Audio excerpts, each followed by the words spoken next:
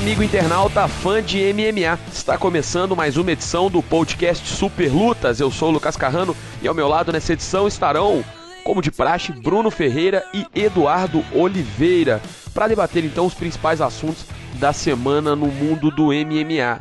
Tem o UFC Fight Night 45, que rolou nessa última quarta-feira. Tem também a vitória da Ronda Rousey no ESPY, a primeira atleta do UFC a faturar na categoria máxima, né, de melhor atleta do ano, nessa premiação entregue pelo canal norte-americano ESPN.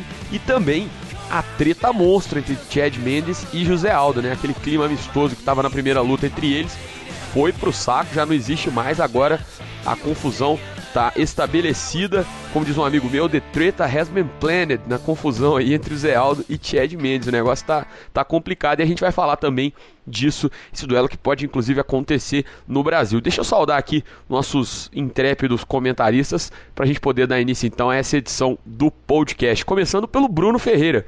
Brunão, sei que você estava na cobertura, então acompanhou esse UFC Fight Night 45, como é que foi sua visão desse evento aí com 7 brasileiros no card? Seja bem-vindo. Valeu, Lucas, um abraço pra você, um abraço pro Dudu, um abraço pro ouvinte do podcast Super Lutas. O evento de quarta-feira foi aqueles típicos eventos que a gente até já comentou em algumas outras edições, que parece que no papel ele vai ser meio, que não tem um grande atrativo, né, que falta aquela luta de peso e tal, mas quando você assiste as lutas, é um evento muito legal de se assistir, porque foram lutas bastante movimentadas, poucas decisões do juiz, e até mesmo as lutas que foram para decisão, elas também tiveram bastante movimentação e tal, então acho que foi um bom entretenimento para quem acompanhou o evento nessa quarta noite. E a gente vai ter bastante coisa para discutir aqui nessa edição. Ok, e também deixa eu cumprimentar aqui o Eduardo Oliveira. Dudu, a sua primeira impressão aí nesse destaque inicial sobre a vitória da Ronda, né, no ESPY. Foi inclusive uma sugestão sua para a nossa pauta desse podcast, a presença desse assunto da Ronda fazendo história mais uma vez, né? Seja bem-vindo. Obrigado, Lucas, Bruno, ouvinte do podcast Super Lutas. A Ronda chegou talvez no ápice que nenhum homem tenha conseguido chegar no UFC. Só para a gente ter uma ideia, na premiação da ESPN nos Estados Unidos, Anderson Silva já concorreu algumas vezes, John Jones, e quem levou a premiação foi a Ronda Rousey, por tudo que ela faz dentro e fora do octógono. Eu acho que, mais uma vez, ela dá um importante passo para se firmar como uma das principais atletas do UFC em todos os tempos, independente de ser homem, mulher ou qualquer coisa do tipo. É uma premiação que, sinceramente, me surpreendeu, mas que, no fundo, acaba sendo merecidíssima por tudo que ela conquistou, por todo o espaço que ela abriu para as mulheres no UFC. Beleza, então a gente vai para nossa pequena pausa já característica com essa chamada do Bruce Buffer, e na volta a gente já começa debatendo o UFC Fight Night 45. É rapidinho.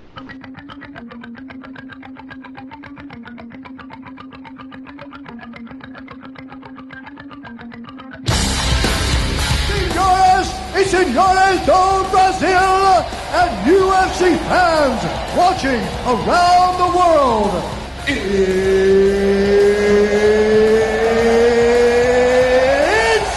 time! Standing suffering, I need a minute to myself.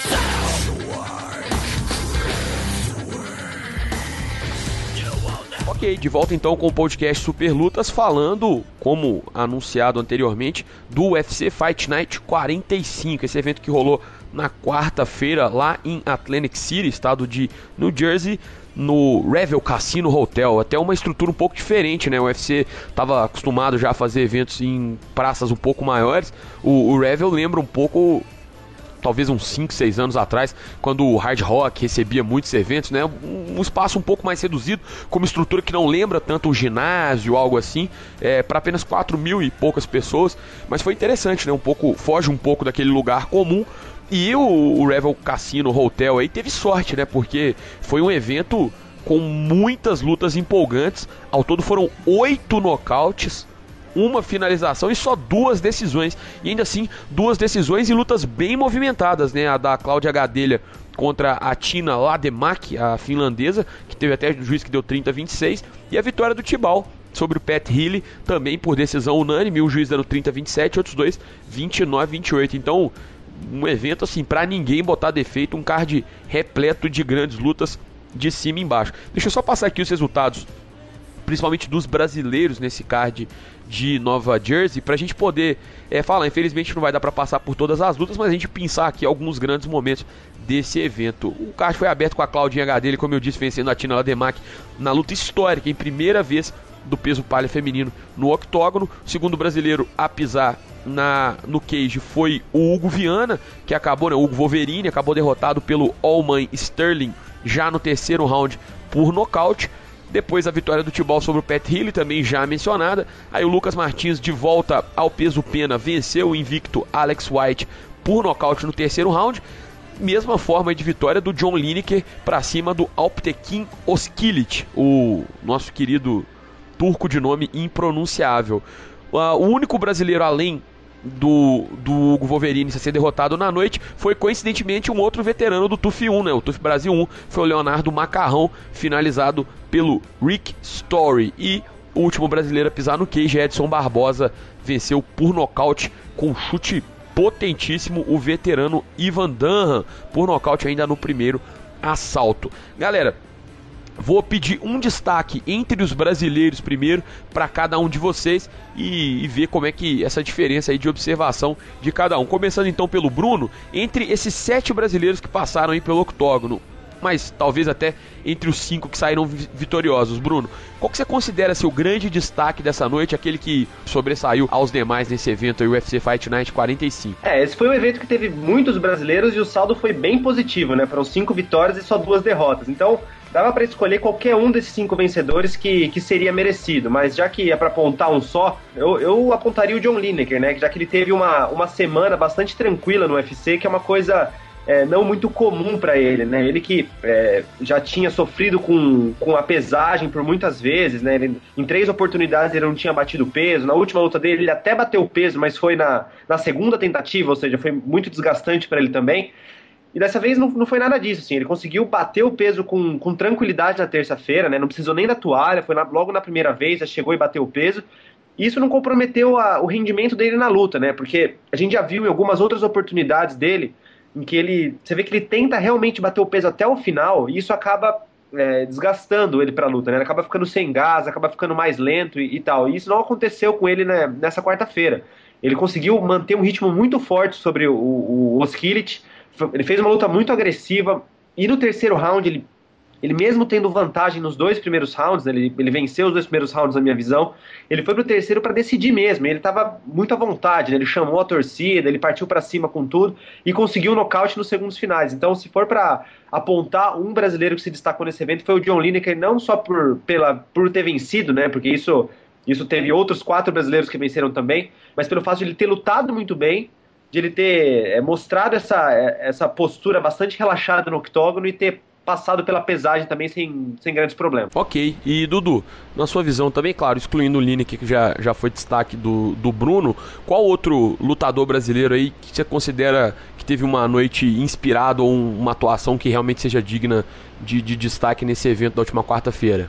Eu acho que a Claudinha, Lucas, por tudo que ela fez, assim, não apenas por ter sido a primeira peso palha a conquistar uma vitória no UFC, mas por tudo que envolve a carreira dela. Quando eu vi a Claudinha na pesagem, e até ontem no octógono, ela não tinha nenhum percentual de gordura, ela estava muito forte, e eu imaginei que isso poderia refletir no desempenho dela no octógono. E foi justamente o contrário, ela manteve um ritmo muito bom durante os 15 minutos de luta e venceu com sobras. É a 12ª vitória na carreira dela, e isso só ressalta que ela é uma garota de 25 anos que há muito tempo vem planejando a carreira dela passo a passo. Ela em nenhum momento tentou dar um passo maior do que as pernas, como a gente vê dezenas de brasileiros fazerem diariamente nos grandes eventos pelo mundo. Há 2, 3 anos atrás, a Karina Dunn procurou uma luta com ela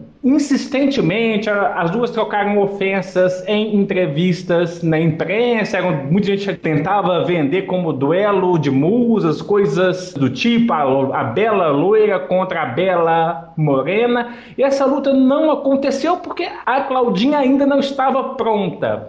Aí, passado 2, 3 anos, a gente vê aonde a Claudinha Gadelha está, aonde a Karina Dan está. Então, é uma menina que pra gente ficar de olho nela. Ela, não sei se vai ser campeã do UFC, mas parece ser muito consciente das etapas que ela tem que vencer na carreira. Aproveitando a deixa e fugindo um pouquinho da pergunta inicial, eu queria lembrar dos dois brasileiros que foram derrotados. Tanto o Macarrão como o Wolverine batem na tecla do assunto do podcast da semana passada. Enquanto os brasileiros vão trabalhar na base do wrestling, não terão sucesso no UFC. O Macarrão foi derrubado quando o Rick Story Keys dominou, passou o carro, não conseguiu sair de baixo. O Wolverine tem um boxe afiadíssimo, mas também não conseguiu se manter em pé. Então, o exemplo dos dois serve para, sei lá, talvez 80% dos brasileiros que lutam nos Estados Unidos.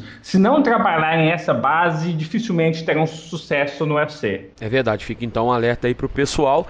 E já que a gente falou dessas duas lutas, sobrou ainda uma outra. Eu já tava aqui, quando o Dudu, ele podia escolher, eu achei, entre o Edson Barbosa ou a Cláudia Gadelha. Ele falou, aquele não falar, eu já mando pro pessoal de volta. Então, bora falar do Edson Barbosa, que venceu o Ivan Dunham por nocaute técnico, né, com um chute no fígado. Eu até achei engraçado, o pessoal na transmissão tava lá falando que foi meio no estômago, até pela posição onde acertou e pela forma, né, não foi um chute muito com o pé, ele não chutou ele não foi aquela canelada característica, né, do Thai boxing, do Muay Thai, enfim, do kickbox. Foi um chute com o pé mesmo, que acabou acertando, né, nessa região do fígado e possivelmente pode ter pego, inclusive, o Dunham desprevenido. Eu acho que ele não estava com o abdômen contraído o suficiente e em posição de defesa, e aí quando você tá frouxo, rapaz, o negócio dói 3 vezes mais, e ele já acusou o golpe ali logo de cara, foi pro chão, a luta terminou rapidamente. Uma boa vitória do Edson, que é um lutador de quem se espera muito, né?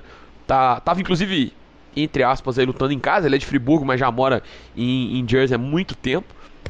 E tá precisando, né, de uma sequência de vitórias. Ele tem poucas derrotas na carreira. É um cara que, se você for olhar, é bem sucedido como profissional, mas que tem derrotas em momentos cruciais, que impedem que ele avance um pouco mais, que pense que, claro, numa disputa de cinturão, ou mesmo até enfrentar um cara ali do top 5 da categoria peso leve. Queria saber, na opinião de vocês, como é que vocês viram essa vitória do Edson sobre um cara duro, um cara encardido, né? O Ivan Dunham pode não ser um camarada brilhante, até tá com um retrospecto recente meio complicado, mas é um cara que costuma engrossar o caldo pra turma, né? Ele não vende barato as suas vitórias, e o Edson venceu de maneira até bem tranquila, em 3 minutos, um pouco mais, nocauteando o Ivan Dunham. Como é que vocês viram esse combate?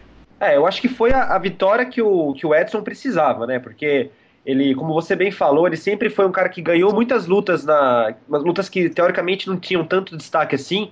E quando ele tinha um adversário de mais peso, né? Como foi o caso do Cerrone, como foi o caso até do Jamie Varner, que por mais que ele não seja um dos grandes nomes dos leves do UFC, ele é um cara que tem um currículo grande, que foi ex-campeão do WEC. O Edson sofria derrotas, e não só a derrota em si, mas pela forma como elas aconteceram, né? Por exemplo, contra o Cerrone, é muito normal você perder pro Donald Cerrone, assim. A gente já viu o Cerrone que tá enfileirando muita gente boa agora no UFC, mas acho que o grande problema dessa luta do Edson foi a forma como ele perdeu, né? Foi que ele tomou um knockdown com o jab e foi finalizado, ou seja, ficou aquela sensação de decepção. Então acho que o que o Edson precisava para dar a volta por cima disso era justamente passar por cima do Evan Dunham, que coincidentemente também vinha de derrota pro Cerrone, né? Que o Evan Dunham perdeu pro Donald Cerrone naquele evento de 20 anos do UFC, né, em novembro do ano passado, com uma finalização, e era uma luta que realmente o perdedor ia ficar em uma posição mais delicada no UFC, assim, né? Os dois vinham de derrotas pro mesmo atleta, sendo que o Dunham tinha até uma derrota a mais, né? Ele vinha de 2 derrotas, que ele tinha perdido pro Rafael dos Anjos também pouco antes, e numa luta controversa também, mas é uma derrota no cartel, isso acaba contando também. Então, o que o Edson precisava era vencer e vencer bem o Evan Dunham, assim, sem mostrar muitas falhas e sem dar brecha assim, para discordância, né? E foi o que ele fez, né? Ele conseguiu, ele trabalhou muito bem na trocação, isso ele sempre faz, mas a gente já viu em algumas outras lutas do Edson, em que ele trabalha bastante os chutes, e acaba sendo um pouco, não sei nem se dá pra dizer que é displicente, mas ele acaba sendo mais atingido com as mãos, né? As mãos do Edson acabam dando brecha para ele ser bastante atingido, né? Como aconteceu na luta dele com o Jamie Varner, como aconteceu na luta dele com o Danny Castillo, que ele também não perdeu ali por muito pouco, né? e a luta contra o Cerrone também, né, como eu já falei, foi um knockdown com o jab, ele sempre mostra essa brecha nas mãos, ou porque ele tem uma falha no boxe, ou porque ele acaba se preocupando para não ser quedado, né, ele sempre acaba dando mais ênfase nos chutes. E dessa vez não, dessa vez ele conseguiu ter um jogo bastante ajustadinho, assim, né, ele conseguiu chutar bem, né, ele trabalhou bastante bem os chutes na perna, nas coxas do Dunham. E quando o Dunham estava lá acuado na grade, ele conseguiu aquele chute na linha de cintura que acabou a luta ali, né? Ali não teve nem como o americano resistir. Então, era o tipo de vitória que o Barbosa precisava, né? Para dar uma aliviada ali na situação dele no UFC. Não que ele corresse risco de ser demitido, acho que longe disso. Acho que ele está ainda numa posição bastante segura lá dentro. Mas se ele sofresse uma nova derrota pro Evan Dunham, talvez a posição dele ali no ranking ia ficar bem ameaçada e ele ia acabar sendo jogado para um card preliminar de um evento menor, enfim. Mais ou menos que aconteceu com o Tibau, por exemplo. Então, eu acho que foi o Barbosa precisava da vitória, e ele precisava da vitória exatamente como ela foi, assim, foi uma vitória rápida, onde ele mostrou bastante ali as habilidades dele. Pois é, eu tô muito nessa linha do que o Bruno disse. Eu acho que o Edson precisava de vencer essa luta até para se firmar, sabe? Para bater na porta do top 10, para pedir espaço, porque a luta dele contra o Cerrone, ele vinha muito bem naquela luta, acabou tomando um knockdown com jab, coisa que a gente não vê todo dia, especialmente de um tocador nato como é o brasileiro. Pegou o Dunham, estava numa luta equilibrada, acertou um belíssimo chute, o chute que nem pegou aparentemente tão em cheio, mas como o Lucas disse, eu acho que o Dunham não esperava o que vinha, e se pega em cheio, eu não sei como que o norte-americano deixaria o octógono. Outro fato interessante sobre essa luta é que o Edson Barbosa é o primeiro lutador da história do UFC a vencer uma luta com chute baixo, com chute na linha de cintura e com chute na cabeça. 3 nocautes com 3 chutes em 3 locais diferentes do corpo. O Edson, de uma forma ou de outra, assim como a Claudinha, marca seu nome na história do UFC. É verdade, em boa aparição do Edson e bom dado destacado aí pelo Dudu. Realmente o Edson se mostrando como um dos atletas com chute mais perigoso. Mas realmente, também como foi observado pelo Bruno, o Dunham vinha dando um certo calor ali na trocação, principalmente na curta distância, né? Era a estratégia dele, na média para longa, a vantagem era do Edson, e ele encurtou bem por alguns momentos, mas assim que o Edson conseguiu cortar o ângulo e entrar com o chute, aí a parada ficou um pouco mais fácil para o brasileiro. Perguntei do Edson Barbosa primeiro pro Bruno, deixa eu inverter a ordem aqui e chamar o Dudu para falar do Donald Cerrone contra o Jim Miller. O Dudu, essa luta principal da noite. Olha, vou te dizer o seguinte, eu tô gostando demais do Donald Cerrone, de ver essa campanha dele, 4 vitórias seguidas, acho que, se eu não me engano, em 8 meses, então o cara tá lutando de 2 em 2 meses, porque foi coincidentemente, eu acabei escrevendo a matéria quando ele ligou pro Joe Silva falando que tava quebrado, que precisava de dinheiro e tal. Então assim, fiquei com esse negócio na cabeça e sempre quando ele pisa no octógono eu já lembro, o cara tá quebrado, tá precisando ganhar dinheiro e nada como a necessidade, né? O Cerrone tá passando por cima de todo mundo. Pra quem imaginava que havia um duelo striker versus grappler, ele forçou o Jim Miller a trocar com ele, porque negou todas as quedas do Miller, e quando o Miller conseguiu levar pro chão, se mostrou muito rápido e muito eficiente, inclusive, para poder voltar ao combate para trocação, que é onde é a sua verdadeira praia. Então, acho então que essa carência financeira do Cerrone tá falando mais alto na vida dele. E olha, não duvido se ele conseguir lutar 5 vezes que ele queria em 2014, hein? Já tá com 3 vitórias. Agora foi inclusive desafiado pelo Khabib Nurmagomedov, o russo que luta com ursos lá no Daguestão.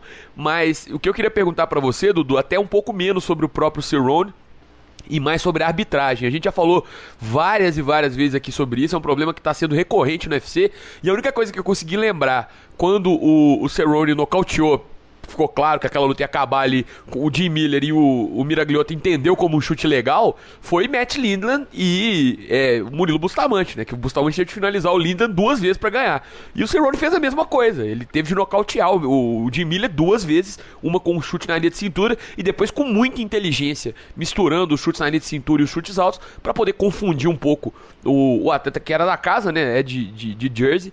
E acabou vencendo por um nocaute com um canelaço no pescoço que deixou o Miller... Deve tá dormindo até agora. Como é que você viu essa atuação aí infeliz, mais uma, né, no UFC, da arbitragem? Eu acho que pior do que o erro, porque todo mundo que está ali é passível de erro. O árbitro não pode errar, mas ele é passível de erro. É não usar o recurso tecnológico que a Comissão de Nevada já aceitou, a Comissão da Califórnia também, a de New Jersey, eu confesso que eu não saberei dizer, mas tanto que o Cerrone pede, quando o árbitro quer recomeçar a luta, ele aponta para o telão e diz, olha no telão. Eu fico imaginando se o Jim Miller consegue se recuperar nessa luta e vencer, o que aconteceria? A gente tem alguns casos de erros históricos de arbitragem, como no caso do Bustamante, no caso do Michael Falcão, que estava finalizando uma luta e aí o cronômetro zerou 8 segundos antes. E essa é mais uma que entra para a história do UFC como daqueles erros que não podem acontecer em nenhum momento, sabe? O erro não poderia acontecer, mas o que mais me surpreende é não usar de um recurso que é passível de ser usado nas principais comissões atléticas dos Estados Unidos. Se Jersey ainda não tem o recurso, ainda não aceita o uso do recurso tecnológico, eu acho que ela tem que rever isso a partir deste erro. Se ela já acata o recurso tecnológico, aí o erro do Magliota fica maior do que ele já foi. No final das contas, ainda bem que o Cerrone conseguiu nocautear pela segunda vez e emplacar sua quarta vitória consecutiva no UFC, como você mesmo disse, a necessidade faz o sapo pular, né? Eu tenho medo de, se o Cerrone continuar ainda endividado, o que ele pode arrumar na categoria. Eu confesso que quando ele perdeu para o brasileiro Rafael dos Anjos numa luta que ele estava muito apático, eu falei, o Cerrone não volta mais para o topo da categoria, e ele acabou me desmentindo, deu a volta por cima de uma forma sensacional. Ô Bruno, e o Cerrone, acho que nem ele esperava, né, chegar nessa situação. Veja bem, tava muito complicado pro Khabib, porque me parece claro que o UFC não queria dar um novo title eliminator pro Ben Henderson depois de só uma vitória incontestável, como ele teve agora. Essa última vitória dele foi realmente incontestável, mas ele vem de uma série de resultados polêmicos e a gente nota pelo clima que a intenção do UFC não parece ser dar um title eliminator pra ele tão logo. E o Cerrone parece ter resolvido esse problema, né? Porque não tinha outro pra lutar com o Khabib se não fosse o Ben Henderson. E agora vamos ter um novo duelo Striker versus Grappler, agora com um cara com uma base muito forte no wrestling, no sambo, que é o Khabib, o Jim Miller mais voltado pro jiu-jitsu. Queria saber de você duas coisas. Como que você vê essa ascensão do Cerrone, que foi até mencionada pelo Dudu, e realmente ou vai ter gente querendo se endividar para poder arrumar uma motivação extra para lutar, ou o Cerrone vai chegar lá nas cabeças e provavelmente deve estar continuando sem dinheiro, né? Porque o cara não para de lutar e principalmente de pedir novas lutas e de ganhar bônus. Vale lembrar que não só as vitórias, né? É o quarto bônus seguido dele. Daqui a pouco começa a bater lá em Joe Lauzon, Nate Diaz, Anderson Silva, com os caras que mais colecionam bônus em eventos, porque tá lutando muito e sempre conquistando.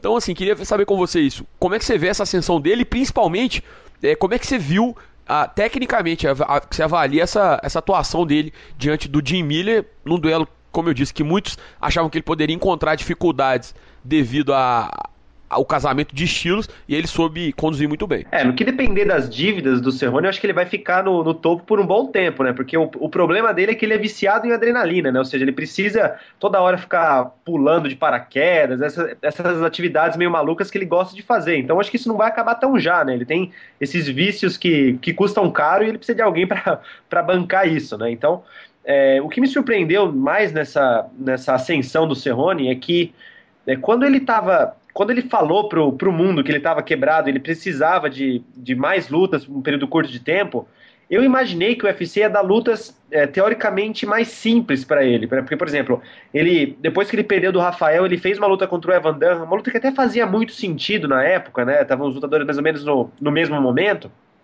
Mas depois ele enfrentou o Adriano Martins, ou seja, era uma luta que que na época o casamento não fazia muito sentido, assim, e até hoje não faz muito sentido, né? O Cerrone tá bem acima do brasileiro na categoria, né? Tanto é que a luta acabou teoricamente, acabou de uma maneira bem rápida, né? Então eu imaginei que o Cerrone ia fazer lutas mais ou menos nesse nível, mas não, assim, nas duas últimas lutas ele enfrentou o Edson Barbosa e o Jim Miller em um espaço muito curto de tempo e conseguiu vencer muito bem, né? Ou seja, ele passou pouquíssimas dificuldades na luta, e nas duas lutas, né? Dá pra falar isso das duas lutas e tá em alta, né? Tá em plena ascensão. E eu acho que pela maneira como a categoria dos leves está se desenhando atualmente, né? Tem a luta do Anthony Pettis e do Melendez que vai acontecer só no final do ano ou até no começo do ano que vem, né? A categoria ainda vai ficar um pouco parada ainda nesse sentido.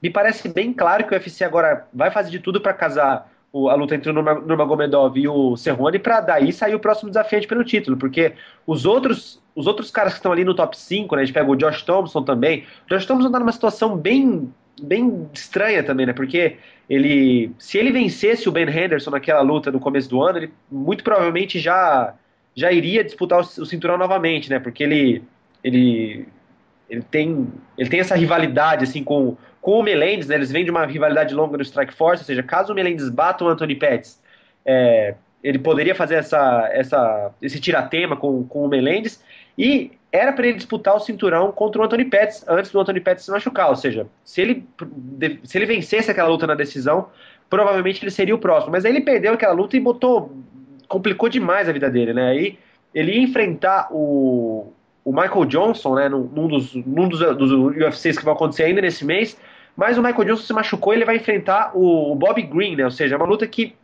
não vai botar ele para disputar o cinturão, ou seja, Josh Thompson dá para descartar, assim, é muito improvável que ele vá disputar o cinturão a seguir.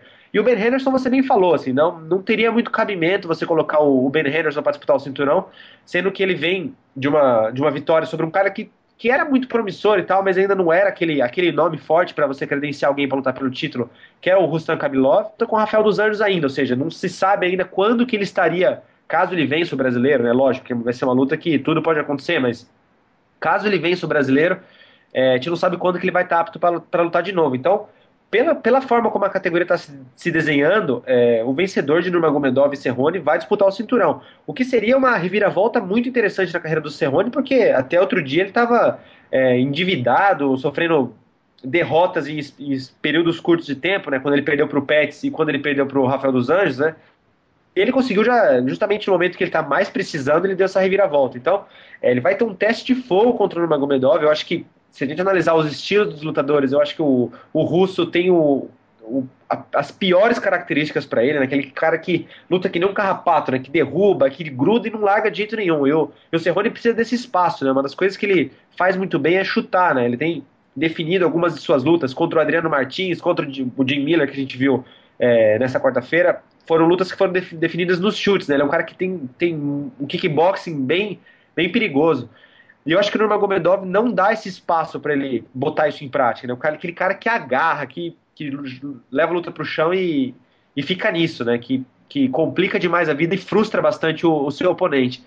Mas se o Cerrone conseguir tirar da cartola uma vitória, a gente tá vendo uma das grandes reviravoltas no atual momento do UFC, né? Porque fazia muito tempo que a gente não viu um cara que tava nessa situação complicada fora e dentro do octógono e dá essa volta por cima e tá na beira de disputar o cinturão de novo. Ok, galera, vamos passar então aí pro penúltimo assunto da nossa pauta, que é a vitória ou a conquista da Ronda Rousey no ESPY's Awards, que é o prêmio. Olha que beleza de nome, né? A sigla ESPY é Excellence in Sports Performance Yearly Award, ou seja, prêmio por excelência em performance esportiva anual. Então é um prêmio entregue pelo canal ESPN, né, que é do grupo Disney, o maior canal a cabo de esportes do planeta, e que tem como intuito premiar os melhores atletas e equipes do esporte nos Estados Unidos. Eles têm uma categoria internacional que quase sempre é dominada pelo Usain Bolt nos últimos anos, e além disso tem premiação também individual para os esportes, né? O melhor jogador de hóquei, melhor jogador de beisebol e tal. E é uma premiação assim que usualmente fora da categoria melhor lutador, que nos últimos 3 ou 4 anos tem sido também só vencida pelo Floyd Mayweather, não tem tantos atletas de esporte de combate que se destacam né, até pelo lugar que esses esportes ocupam no imaginário do norte-americano. Geralmente é o basquete, o futebol americano, quando está em alta também, o beisebol, que dominam realmente essa premiação do ESPY. No ano passado, na verdade nos últimos 2 anos, né, o LeBron e o Miami Heat tomaram conta da premiação, né, melhor equipe, melhor atleta masculino. Nesse ano, o Kevin Durant também foi muito premiado, né, ele que é jogador aí do Oklahoma City Thunder, também da NBA.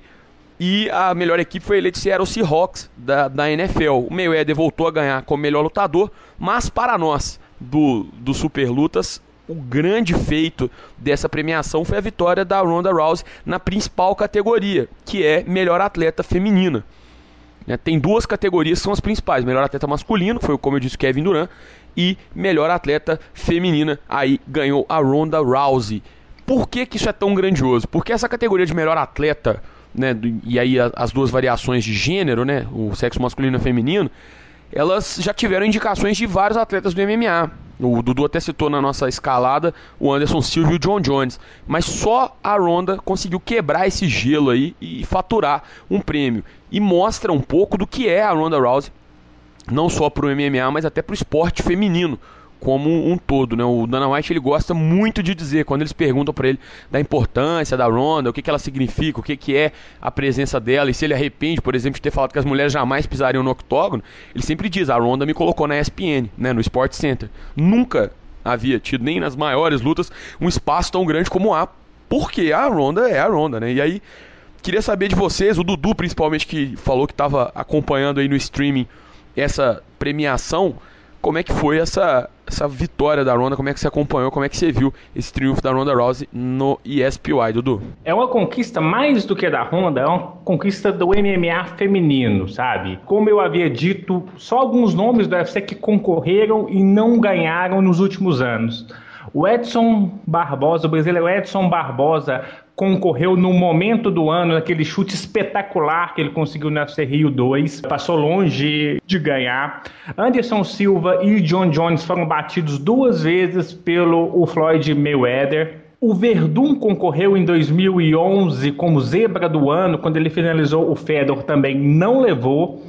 E aí a Ronda chega na primeira indicação, leva o prêmio, sabe? É uma vitória do MMA feminino. A gente pode discutir depois, isso já foi dito até na edição passada do podcast, que ela disputa um esporte diferente das outras atletas. Ela está muitos níveis acima da segunda colocada da categoria de peso galo. Mas isso não tira o mérito dela, isso muito pelo contrário, isso só aumenta os méritos dela.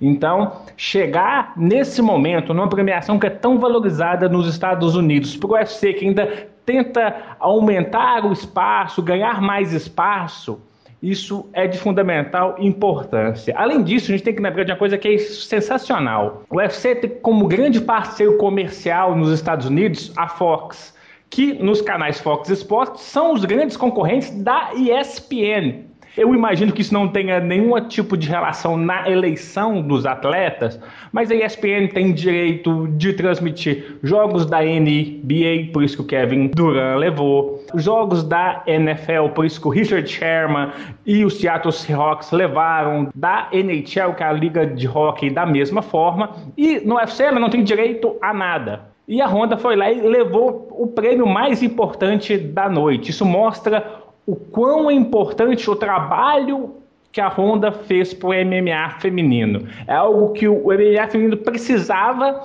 e algo que é importante, porque se a Ronda provavelmente não terá adversários nesse momento da carreira dela, isso vai incentivar novas atletas que estão na base nos Estados Unidos, no wrestling, ou até no próprio judô, de migrarem para o MMA para sonharem com o sucesso que a bela loira conseguiu. Outra coisa surpreendente, Dudu, sobre essa premiação, e aí, antes da gente passar só para o nosso próximo assunto e último, inclusive, só para deixar isso registrado também, é que o podcast é de MMA e tudo, mas é que teve uma outra vitória também que foi muito importante, né? O prêmio de melhor momento do ano foi pro jogo entre Estados Unidos e Gana na Copa do Mundo. Que é um negócio assim também absurdo, né? Se você for pensar em padrões Estados Unidos, a gente sempre fala do desenvolvimento do futebol, o crescimento do futebol nos Estados Unidos, e que depois da Copa, mas parece que agora 20 anos depois, e com essa super Copa do Mundo que aconteceu no Brasil, o negócio virou de vez, né? E o público dos Estados Unidos foi unânime aí em eleger essa Copa como uma das mais legais, também acompanharam, inclusive os jogos do Brasil, né, as outras partidas, não só os jogos dos Estados Unidos, porque torcer pelo próprio país também não é lá grande vantagem, assim, do ponto de vista da abrangência do esporte, mas eles acompanharam muito, e esse jogo com Gana, né, que foi um jogaço vencido aí nos últimos minutos com um gol de cabeça, depois uma cobrança de escanteio, foi o eleito momento do ano no esporte dos Estados Unidos, então também acho que diz muito sobre essa mudança aí no panorama esportivo dos Estados Unidos, essa vitória também, além, é claro, do triunfo da Ronda que a gente já falou aqui. Ô Brunão, para você reservei a última pauta do programa, que também foi uma sugestão sua, como eu citei que foi o caso da Ronda, foi uma sugestão do Dudu aí, uma sugestão sua, que é a treta entre Chad Mendes e José Aldo, né? Abandonaram realmente a política e o tom polido, foram pro ataque direto e a coisa ficou feia, né? Porque primeiro, o Chad Mendes acusou o José Aldo de fugir da luta contra ele. O José Aldo, assim, a minha sensação, né, de que foi pego meio desprevenido, acho que pegaram ele de calça curta, ele não estava esperando, acho que muito essa postura do Chad Mendes, aí tratou logo de arrumar uma carta-resposta para não ficar sem dar para não dar uma resposta à altura. Falou que o Chad Mendes também estava exagerando o danoninho, né? Possivelmente fazendo uso aí de substâncias ilegais, meio nas entrelinhas, mas foi isso que ele quis dizer. E aí o Chad Mendes ficou puto da vida, né, cara? Isso aí acabou com a semana do Chad Mendes. Ele já correu pro Instagram, pro Twitter e postou um monte de foto dele novo, dizendo que era um cara muito atlético desde sempre, que trabalha muito, nada substitui o trabalho duro. E falou que ia arrebentar a cara do Zé Aldo e pegar o cinturão de volta.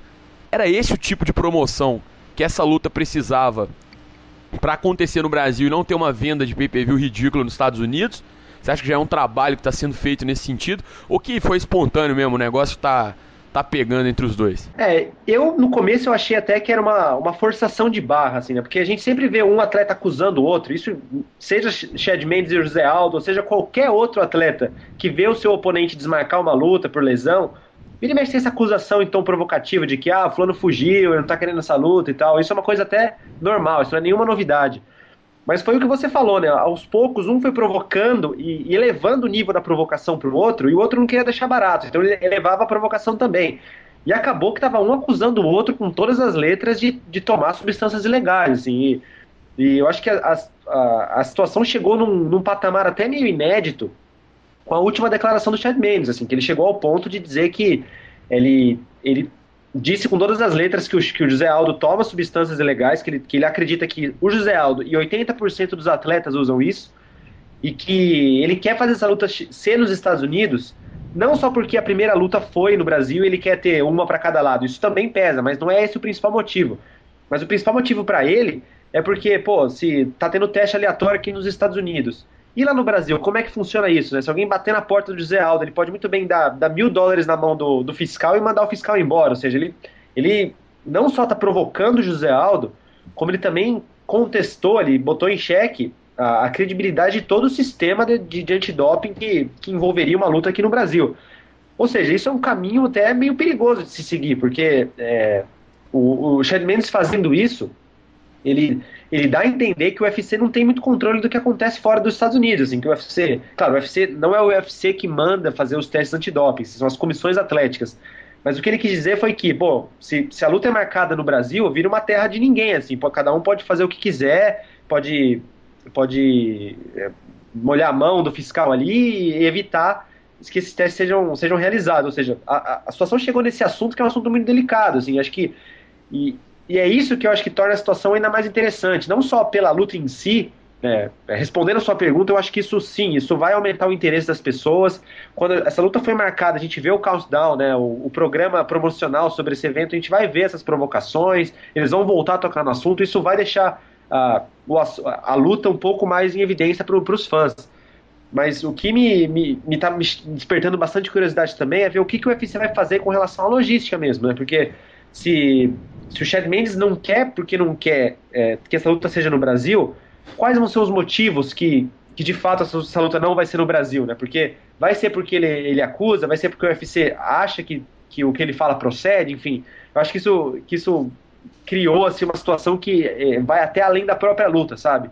Que a gente já viu alguns atletas insinuarem, né, como o Vitor Belfort acabou sendo um grande alvo disso, assim, né, nas lutas dele, né, contra o Michael Bisping e contra o Luke Rockhold, principalmente, né, que ele disse que, que os atletas disseram que o Belfort tá muito estranho na luta, tá mostrando uma disposição muito maior, que o Belfort tá cada vez maior e tudo mais, mas não foi nada muito direto ao ponto, assim, sabe? Eu acho que o Chad Mendes me surpreendeu que ele tenha feito isso, que ele chegou e acusou o José Aldo sem papas na língua de que o brasileiro tá tomando substâncias ilegais e poderia muito bem subornar ali o fiscal ali para não ser flagrado. Então, eu acho que essa situação criou uma curiosidade que vai até além da própria luta, sabe? Eu estou bastante curioso para ver como é que os próximos capítulos dessa história, a luta, para quando ela vai ser marcada, para quando que o brasileiro vai estar apto a lutar mesmo, e o que vai ser feito, né? Essa luta vai ser lá nos Estados Unidos ou se vai ser aqui no Brasil, porque existe a possibilidade dessa luta ser casada tanto aqui ou lá nos Estados Unidos, né? Mas eu estou bastante curioso para ver como que o UFC vai responder a isso, porque, como eu disse, o Chad Mendes não só disparou contra o Aldo, mas ele disparou contra o sistema, né? O sistema como um todo, isso diz respeito ao UFC também. É verdade. Ô Dudu, pra gente encerrar esse assunto também, olha, já tem o UFC, 176 não vai acontecer mais, né? 177, Barão de Dillashaw, e já jogaram também pra esse barco aí Chris Cariasso e Demetrius Johnson. UFC 178, John Jones e Gustafsson 2. 180, Cidade do México, Velasquez contra Verdun. Esse dia 15 de novembro já. Aí para dezembro, 6 de dezembro, tem um UFC, que é o último do ano, inclusive numerado. E pouco depois tem um Fox 13, que talvez pode ter disputa de cinturão também, talvez. Para esses eventos, resta aí Chris Weidman, Ronda Rousey, até o próprio Johnny Hendricks, que ainda não defendeu, já está num tempo que poderá atuar. Mas pro Brasil, essas lutas são inviáveis. Ou seja, o único card aberto recente, né, para os próximos dias, ou meses, né, na verdade, é 179 no Maracanãzinho, 25 de outubro.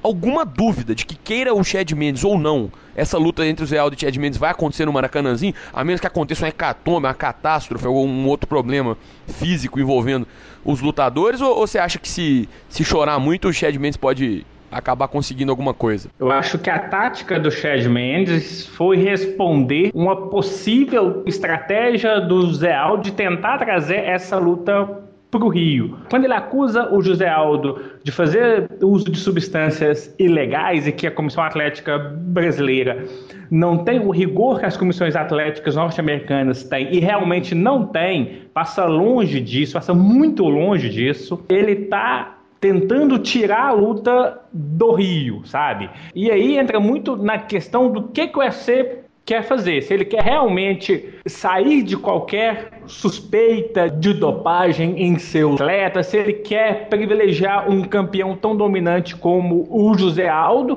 ou até se ele está, entre aspas, de saco cheio de toda a grande luta que o José Aldo tem, ele se machuca e tem um tempo maior de preparação. Foi assim na primeira luta contra o Chad Mendes, foi assim contra o Anthony Pettis e se repetiu agora. Eu não sei até que ponto que o UFC acredita realmente que o Aldo se machuca tantas vezes próximos de lutas tão importantes. Mas, Dudu, como é que a questão, até um pouco além do que a estratégia do Mendes, que realmente parece ser essa mesmo, mas qual outra luta que o UFC colocaria no lugar de Chad Mendes e José Aldo no Rio? Cigano e Miocic. Como main event de pay-per-view, aí ele não ia vender nada nos Estados Unidos. Aí ia vender 100 mil pacotes nos Estados Unidos. Ah, mas você acha que o Cigano vende bem, Lucas? Que mas não é. O UFC cancelou esse evento agora do 176 porque não ia ter disputa de cinturão e não ia ter um Anderson da vida, um cara assim. Mas o Jacaré não vende, assim. O Jacaré. Não, mas ele podia puxar outra luta. Ele podia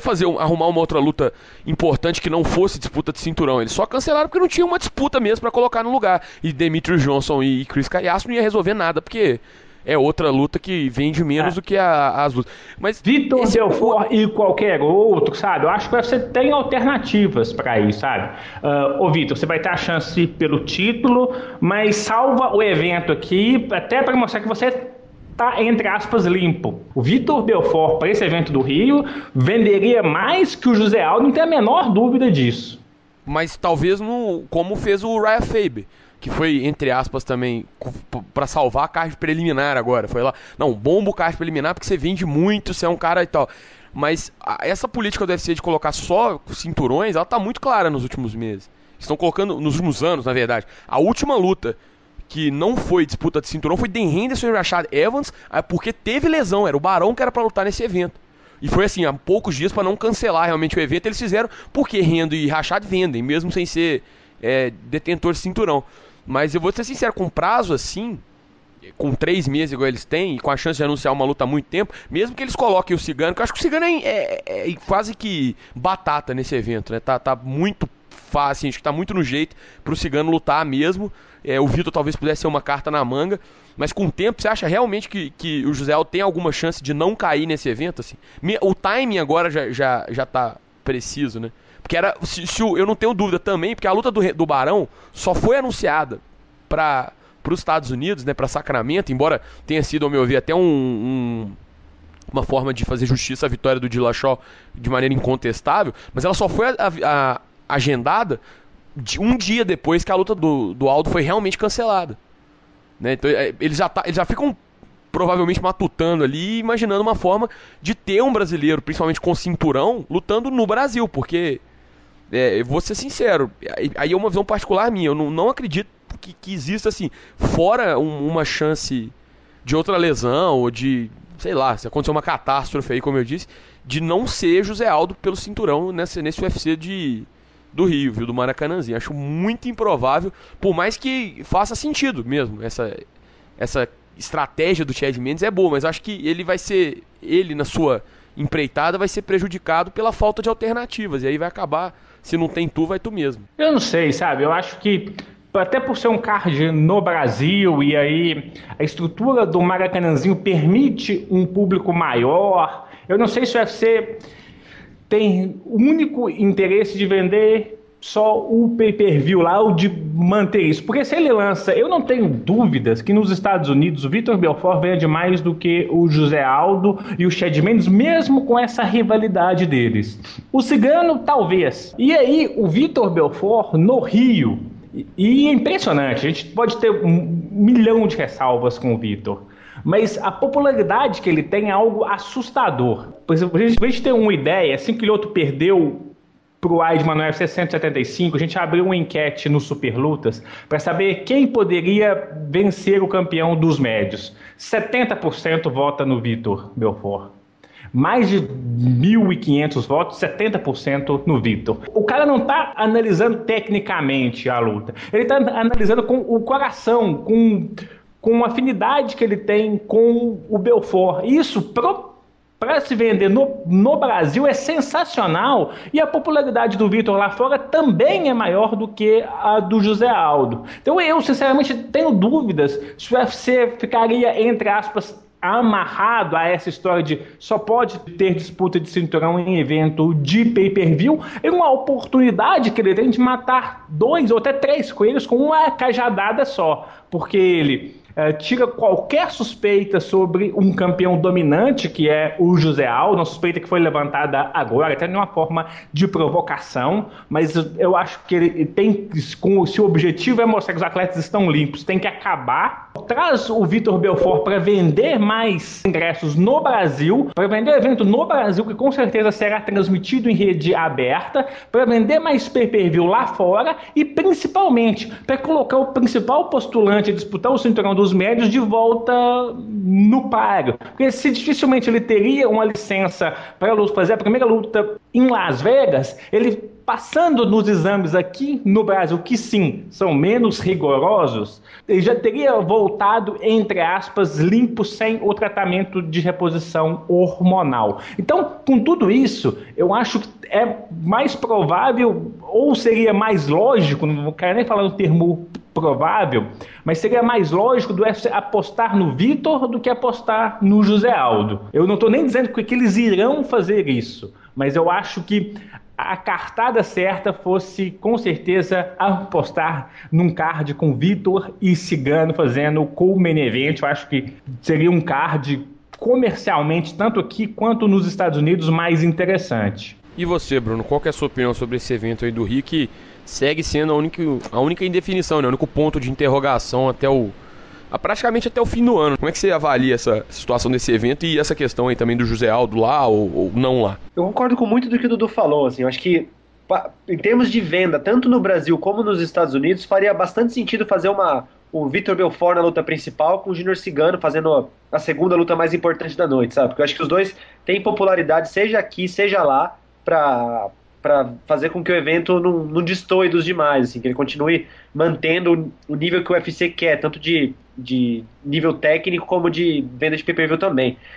Agora, também vou nessa linha do que você falou, viu, Lucas? Porque eu não acho que vai acontecer outra coisa. Eu acho que o UFC vai colocar o José Aldo para fazer essa luta aqui contra o Chad Mendes, queira o Chad Mendes ou não, né? Acho que não vai mudar muito assim essas contestações do Chad Mendes, até porque na verdade ele é o desafiante, né? Se ele fosse o campeão, acho que faria até bastante sentido, assim. Se fosse, por exemplo, o Dillashaw falando isso do Barão, né? Falando coisas do tipo, porque nesse caso o cara tem um pouco mais de poder, assim, não de decidir, mas as palavras dele pesam mais pelo fato de ele ser o campeão, e não é o caso do Chad Mendes, assim, ele já perdeu pro Aldo uma vez, ele é o desafiante, e eu acho que não, por mais que ele acuse, e por mais que muitas das coisas que ele fale realmente faça sentido, né, principalmente desse lance do que o Dudu falou, de que o rigor dos testes antidoping aqui no Brasil não chegam nem perto do que é visto lá fora, eu acho que o UFC vai unir o útil ao agradável, sabe, porque eles querem manter essa filosofia de deixar as disputas de cinturão em eventos numerados, né, eventos de pay-per-view, para ter o apelo de venda, né, lá fora. É diferente, por exemplo, que a gente viu no TUF Finale, né, que teve o último evento aqui no Brasil, no dia 31 de maio, que os ciganos machucou, eles pegaram o Maldonado, eles improvisaram e não tiveram medo nenhum, porque isso não ia afetar em vendas lá fora, né, porque aquele evento não foi vendido em pay-per-view. Não é o caso desse evento do Maracanãzinho. Então, eu acho que o UFC vai acabar fazendo isso, sim.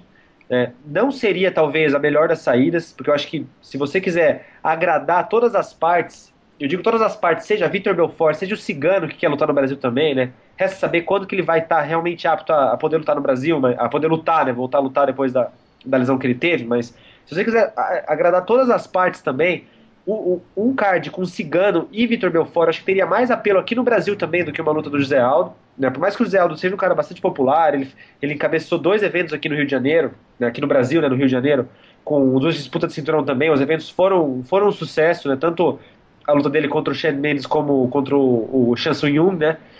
Mas eu acho que seria mais interessante para o público em geral, para chamar mais atenção de toda a população, não só o nicho do MMA, se você fizesse um evento com lutas de Vitor Belfort e Júnior Cigano. Mas eu não acho que isso vai acontecer, não. Eu acho que o UFC vai acabar colocando o Chad Mendes e o José Aldo na luta principal do Maracanãzinho e vão deixar o Cigano e o Vitor Belfort saber o que fazer. Se bem que no caso do Cigano, acho que para dar uma reforçada nesse evento do Rio de Janeiro, pode ser que ele fique no co-evento principal também, né? Enfim, eu acho que isso pode ser uma alternativa também, mas eu acho que a luta principal vai acabar sendo do José Aldo, sim, pela forma como tá tudo se desenhando, sabe? Porque você não consegue pensar em uma outra alternativa que o UFC tomaria, né? Existem outras alternativas que seriam boas também, mas eu não acho que o UFC iria muito para esse lado. Então, se eu tivesse que dar um palpite aqui, eu acho que vai ser José Aldo e Chad Mendes no Rio de Janeiro, sim. Tá, abrindo um pouquinho mais, por que o UFC tem optado por usar disputas de cinturão nos eventos principais com vendas de pay-per-view? Eu acho que o único motivo razoável seja o comercial, correto? Partindo disso, o que comercialmente é melhor para o UFC? O acerto de contas da rivalidade entre José Aldo e Chad Mendes, ou como que o Vitor Belfort voltará sem a TRT? Comercialmente eu não vejo o menor sentido, sabe? E a questão do José Aldo contra o Chad Mendes, tá certo, teve uma pequena desavença agora, o Chad Mendes jogou a pulga atrás da orelha de muita gente, isso pode ter sido inteligentíssimo da parte dele, porque ele não quer lutar no Brasil, até por outros motivos que trazem uma vantagem para o Zé Aldo bastante considerável, que é a questão de aclimatação, de suplementos, da água que cada atleta bebe, isso traz uma diferença na preparação bastante considerável. Então, com base nisso, até comercialmente eu não vejo nenhum motivo para trazer Aldo e Chad Mendes no lugar de Vitor Belfort contra qualquer outro. Mas, Dudu, eu tenho algumas dúvidas. Na verdade, eu tenho alguma dúvida, não. Por isso que eu acho que tem essa discordância, porque eu não acho que seja uma decisão comercial. Eu acho que é justamente um planejamento estrutural. Eu acho que o UFC definiu que, salvo grandes mudanças ou mudanças repentinas, pay-per-views agora são casas de disputa de cinturão. Tanto que eles abriram mão até do aspecto comercial para casar Demetrius Johnson e Ali Bagaltinov como main event. Porque é uma luta que todo mundo sabia que ia ser um fracasso de venda. Porque categoria mais leve não tem esse apelo. Infelizmente, até eu acho uma injustiça popular isso, né? É um dos problemas do tal do mass media. Acaba que a opinião, nesse caso, da maioria, ela acaba sendo fundamental na constatação, mas eu não vejo como um evento menos interessante porque seja um lutador mais leve ou mais pesado, mas a gente sabe que é isso. E eles poderiam muito bem ter casado Daniel Cormier e Dan Henderson como main event, que venderia muito mais do que essa luta. E não foi isso que aconteceu, né? Ou então colocar duas lutas desse calibre. E não é o que tá rolando. Antigamente a gente tinha muito evento com Michael Bisping fazendo main event. Enfim, né? Tem até Mark Munhoz, Matt Hamill, Rampage, todo mundo sem cinturão fazendo main event. E não é o que tá rolando hoje em dia. Então, talvez por isso tem acho que essa divergência de visão. Eu não acho que seja uma opção comercial. Se fosse, esse evento não aconteceria no Brasil. Acho que comercialmente, pay-per-view no Brasil, só Anderson Silva. Ou até no caso Vitor Belfort, mas disputando cinturão também, que aí dá um gasto todo a mais. Mas comercialmente, acho que pay-per-view no Brasil, o UFC fez um pay-per-view aqui no Brasil que é uma brincadeira, né? Que é aquele do Vanderlei com o Rich Franklin, que é uma zoeira, né? De marca maior. Então, se fosse só comercial, eu não acho que eles fariam sequer pay-per-view no Brasil. Fariam só Canadá e Estados Unidos, para poder vender lá, que é onde eles estão querendo. Acho que é mais uma questão realmente estrutural. E eles estão muito presos a isso ultimamente. É só você ver, como a gente falou aqui, vai ter o Fight Night. A ideia é fazer um evento com atletas que estão subindo e tal, mesmo que os caras às vezes não sejam grandes nomes. Aí vai ter um main event com o Vince Sampro e Ryan Bader. Isso é que é fidelidade a uma ideia, né? Colocar dois caras que não têm apelo, mas que estão crescendo para fazer um main event. Dois caras que não têm apelo nenhum, é verdade. Então, talvez possa pintar daí essa divergência. Eu acho que eu não vejo como uma questão comercial. Eu acho que é muito mais estrutural mesmo. Por isso que eu acho, é uma opinião, né? Claro, não tem... Acho que eu vejo dessa forma. Acho que estruturalmente é a forma como tá mais definido e não necessariamente o que vai pesar nesse caso vai ser realmente o aspecto comercial, que pode ser até a razão pela qual eles estão tentando dar uma bombada, né? Pô, não vamos abrir mão totalmente do comercial, vamos tentar fazer dessa luta que a gente já tá querendo uma luta mais interessante também para vender, porque senão a gente vai fazer só o que tá no plano e não vai ganhar dinheiro. Mas aqui, Lucas, talvez no evento mais importante do primeiro semestre do UFC, que é o UFC do sábado que antecede o Super Bowl, quem que você acha que protagoniza o evento, senão o Anderson Silva? O do ano que vem? Provavelmente de 2 de fevereiro, se eu não estiver enganado, ou 1 de fevereiro. Que é o principal evento, é a principal data esportiva nos Estados Unidos, que é a disputa do Super Bowl. No sábado que antecede o Super Bowl, o UFC realiza sempre o evento em pay-per-view. Nesse ano o UFC colocou o José Aldo e o Renan Barão defendendo os seus cinturões. E no ano que vem, casando com a volta do Anderson, quando ele quer voltar, eu não tenho a menor dúvida que você vai colocá-lo como principal. Mas aí o Vitor Belfort, me desculpe, eu acho que são situações diferentes. O Vitor Belfort não é o Anderson Silva. Não. Ele pode ser um cara muito... O Anderson Silva é o Anderson Silva. Ele é um gapa. O Anderson Silva, ele é com... Sabe, mesmo que ele não tenha o cinturão na barriga, ele vale mais do que o cinturão. É o Jorge St-Pierre, se ele quiser voltar. Isso que eu ia falar. Acho que são dois casos diferentes, sabe? O Vitor não se compara com o Anderson. Assim, a minha ideia... Eu acho que mesmo se eles se mantiverem fiéis nessa questão do cinturão e colocarem o Anderson, eles não vão estar se traídos. Porque o Anderson é maior que qualquer cinturão. Por muitos anos eles falaram que o Anderson era um mau lutador, não sei o que e tal. Então uma volta dele, ela sobrepõe qualquer ideia estabelecida. O que o Vitor, com todo respeito ao Vitor Belfort, não faz. Tecnicamente, historicamente, esportivamente, eu concordo contigo. Comercialmente, a diferença não é essa que você disse, não. Não é, mas o que eu tô dizendo é isso. Mas é porque como é uma questão estrutural... uma coisa, assim, comercialmente é outra. Comercialmente eles estão muito próximos. Então, eu não sei se encaixa no mesmo patamar, sabe? Eu acho que tem uma diferença aí, que é o Anderson ou o Sampierre, se voltarem, o caso, o Anderson vai voltar, o Sampierre se falar, também deve voltar, tá cheio de conversinha aí, ele deve voltar.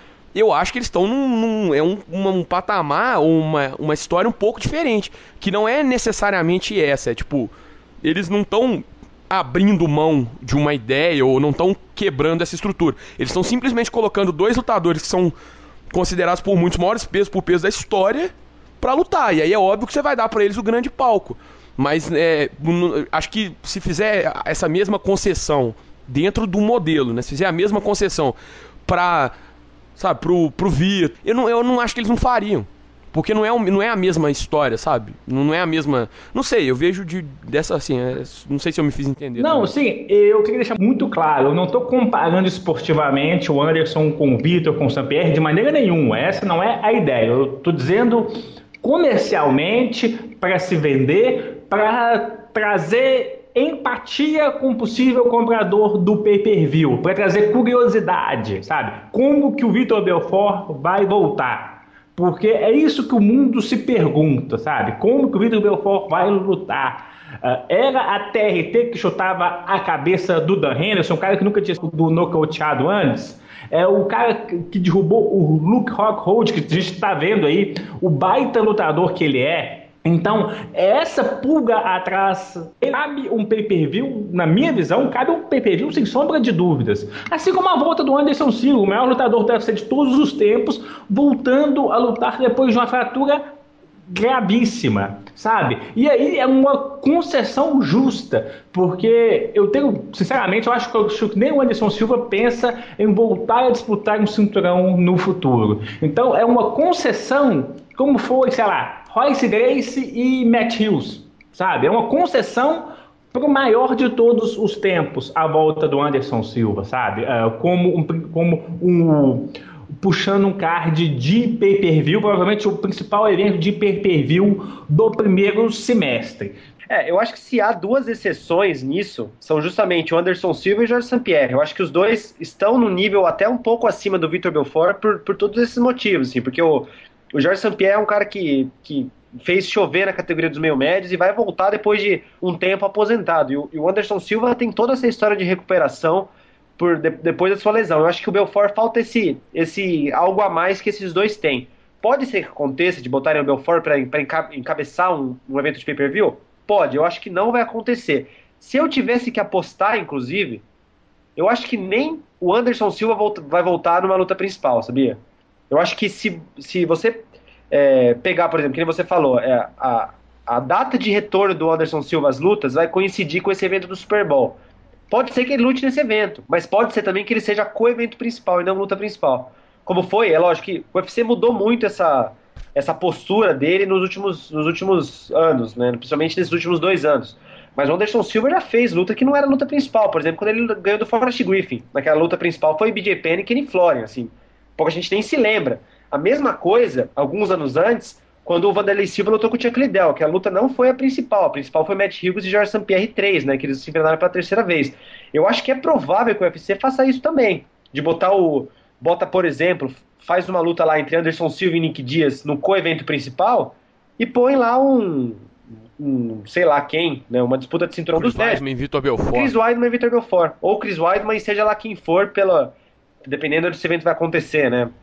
Mas eu acho que é provável também. Eu acho que o Anderson Silva pode ser que ele volte na luta principal, mas pode ser que não. Eu acho que, inclusive, até seria mais condizente com a postura que o UFC vem tomando nos últimos anos se botasse o Anderson Silva para ser o co-evento principal. Essa aí, eu confesso que eu fico em dúvida, viu? Eu não sei. Eu também. Eu também acho que essa chance não pode ser descartada, mas também não sei se seria uma estratégia. Assim, seria, como eu disse, eu já não vejo empecilho nenhum para ser evento principal, mas também não descarto. Acho que se fizesse um evento co-principal com uma grande disputa de cinturão, pesado ou médio mesmo, John Jones, quem sabe, já pensou? John Jones, sei lá, o John Jones ganha do Gustafsson aí, que é uma luta também que eu não quero arriscar palpite, embora até acho que ele vença, mas não vou me comprometer. Aí ele bate o Gustafsson, em fevereiro, John Jones fazendo o main event e contra Daniel Cormier, por exemplo, e o main event Anderson e Nick Diaz. Puta, estourar de vender pay-per-view, né? Ia vender sei lá quantos milhões de...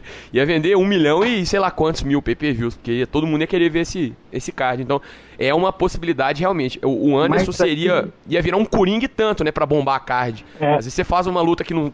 grande e transforma num card enorme, às vezes você tem um card médio e transforma ele em grande, então ele viraria esse coringão aí pra fazer... Mas aí você vai gastar 2 balas pra um evento, né? Só se eles estiverem pensando em fazer, tipo, sei lá, um UFC 100 parte 2, sabe? Sim. Só nesse caso, porque realmente se for em CNTP, eu também não vejo como... Eu acho que o Anderson igual eu falei, ele é uma carta grande demais para ser usada em vão.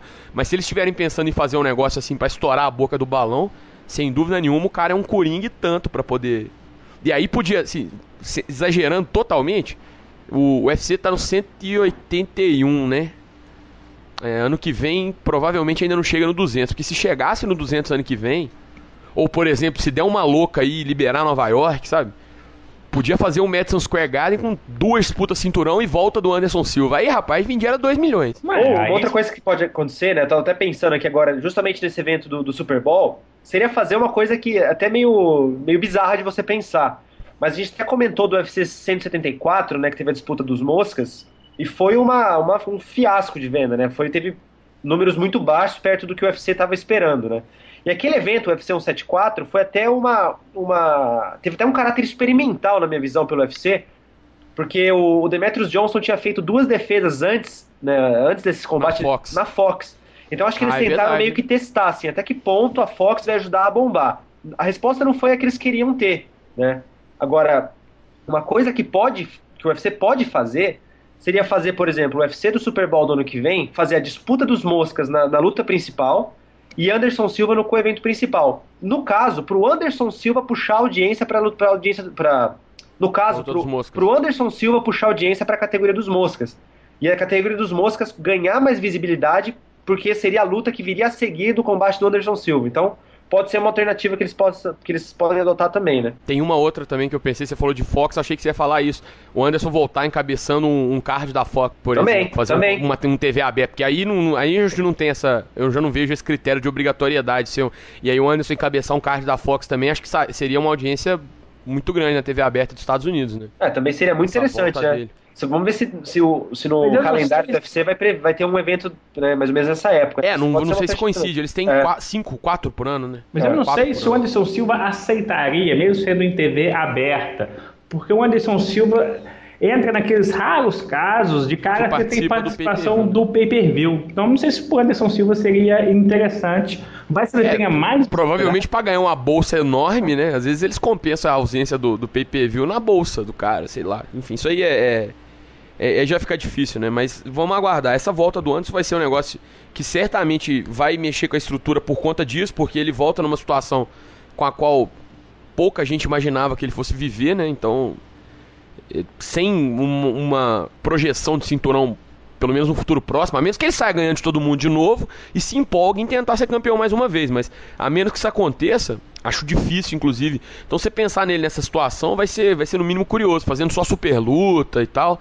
vai ser, enfim, né, vamos aguardar aí e ver como é que vai ser. E sobre esse do Brasil também, eu vou ser sincero, acho que o deadline tá próximo, viu? Não pode passar de agosto, porque senão não dá tempo de promover e de vender esse card, né? É um pay-per-view, tem que lembrar. Eles não estão mexendo com Fight Night, é um pay-per-view, e aí a parada é séria. Acho que até o fim desse mês aí de julho, início de agosto, esse card do Rio já vai ter main event anunciado, já tem algumas lutas, mas vai ter main event anunciado muito em breve, acho que não vai demorar muito. Galera, vamos então encerrar essa edição do podcast e já ficar de olho então no UFC Fight Night 46, hein? Esse fim de semana, horário bom, dá pra todo mundo acompanhar, porque já no início da próxima semana a gente volta com o podcast Super Lutas, destrinchando essa edição de Dublin com Conor McGregor e Diego Brandão de luta principal. Deixa eu agradecer aqui a participação do Bruno Ferreira. Brunão, muito obrigado aí pela participação nessa edição do podcast e até a próxima. Valeu, Lucas. Um abraço pra você, um abraço pro Dudu, um abraço pro ouvinte do podcast. Gostei muito dessa edição, né? Teve